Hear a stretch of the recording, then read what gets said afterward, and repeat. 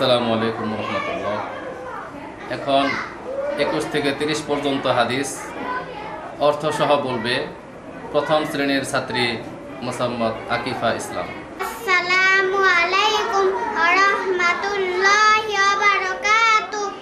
21 নম্বর হাদিস শরীফ, লা ইয়াদখুলুল জান্নাতা কতি। হাদিস শরীফের অর্থ আত্মীয়তা ছিন্নকারী বেহেশতে প্রবেশ করিবে না।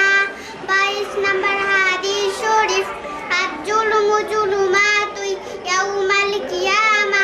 হাদিস শরীফের অর্থ জুলুম কিয়ামতের দিন ভীষণ অন্ধকার হইয়া দেখা দিবে। 23 নম্বর হাদিস শরীফ, আল ঘিনা ঘিনাল নাফস।